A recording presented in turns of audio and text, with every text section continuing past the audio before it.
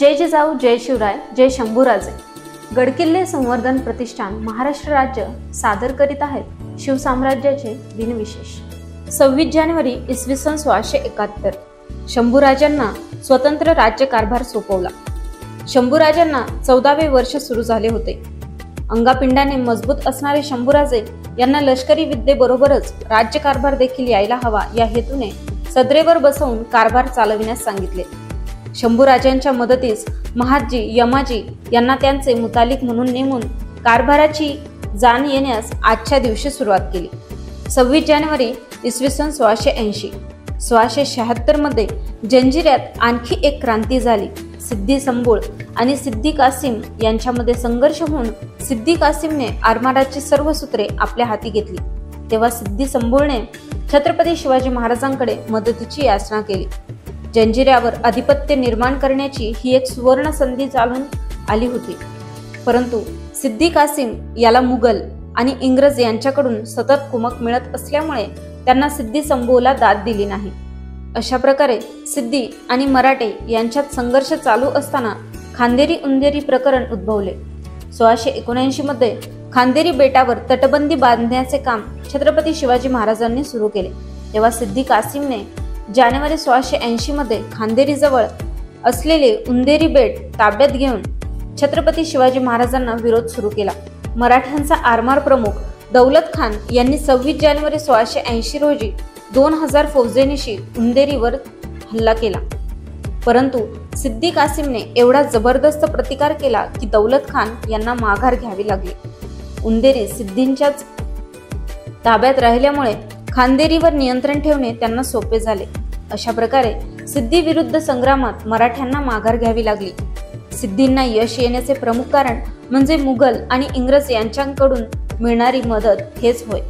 विशेष म्हणजे सिद्धींनी आरमार सामर्थ्याप्रमाणे तोफखान्याचे सामर्थ्यही मोठे वाढवले होते। आधुनिक पद्धतीच्या लांब पल्ल्याच्या तोफा सिद्धीकडे होत्या, त्यामुळे मराठ्यांना वारंवार माघार घ्यावी लागली। सिद्धी मराठा संघर्ष पुढेही चालूच राहिला।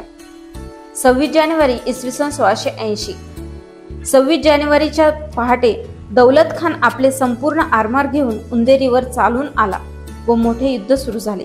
याच दरम्यान रसदेने भरलेल्या 20 होड्या खांदेरीला गेल्या। इंग्रज आणि मराठे यांचे वकील तहासाठी बराच कथला करीत होते आणि उभयपक्षांना मान्य होईल अशी तहाची कलमे करण्यात ते व्यस्त होते। छत्रपती शिवाजी महाराजांच्या वतीने चौलचा सुभेदार हे प्रकरण सांभाळीत होता। त्याच्या सोबत सुरणवीस अण्णाजी दत्तो यांना पाठवण्यात आले होते। इंग्रजातर्फे राम शेणवी दुभाषी व मध्यस्थीचे काम करीत होता व निर्णय मुंबई व सुरत दोन्हीकडील अधिकारी मिळून घेत होते।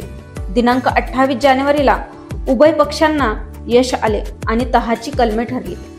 26 जानेवारी इसवी सन 1683 छत्रपती संभाजी महाराज व अकबर यांचे पारिपत्य करण्याचे औरंगजेबाच्या प्रयत्नांच्या यश अपयशाविषयी इंग्रज वखारवाल्यांच्या नोंदी पत्रात सुरतकर इंग्रज मुंबईकर इंग्रजांना लिहितात। जमिनीवरून बादशाह औरंगजेब आपल्या मोठ्या सैन्यानिशी छत्रपती संभाजी महाराजांवर फार जोराने लढाई करत आहेत आणि समुद्र मार्गाने ह्या भागात कोणी पाहिले नाही इतके मोठे आरमारही छत्रपती संभाजी महाराजांच्या मुलखावर झडप घालीत आहे, परंतु छत्रपती संभाजी महाराज मोगलांना फार जड जातील यात शंका नाही। 26 जानेवारी इसवी सन 1740 दिनांक 26 जानेवारी 1740 या दिवशी नानासाहेबांनी मस्तानीला पर्वतीच्या बागेत कैद केले। नानासाहेबांनी लगेच चिमाजी अप्पांना घडलेले सारे पत्राद्वारे कळवले आहे। नाना लिहितात, मस्तानीस बागास बोलावून कैद केली, कोणी हत्यार धरिले नाही। रात्री घरास घेऊन जाऊ, मग घरी ठेवावेसे झाले तर स्वामींचे लिहिल्याप्रमाणे बंद करून ठेवू अथवा चोरून 10 माणसे बरोबर देऊन कोथळागड येथे भलते जागा पाठवू। स्वामींनी राऊंचा जीव जतन करावा। यानंतर मात्र नानासाहेबांनी मस्तानीला शनिवार वाड्यातल्या तिच्याच महालात नेऊन भोवताली चौक्या बसविल्या। नंतर चिमाजी अप्पा पैठण येथे बाजीरावांपाशी गेले। यावेळेस बाजीराव आणि चिमाजी अप्पा यांच्यात मस्तानीबद्दल अनेक वाद झाले असावे असे वाटते। अप्पांनी राऊंना समजावण्याचा आटोकाट प्रयत्न केला, पण बाजीरावांना ते काही पटले नाही। शेवटी नाईलाजाने बाजीरावांची तब्येत जपण्यासाठी चिमाजी अप्पांनी मस्तानीला कैदेतून सोडून बाजीरावांकडे रवानगी करण्याचे ठरवले।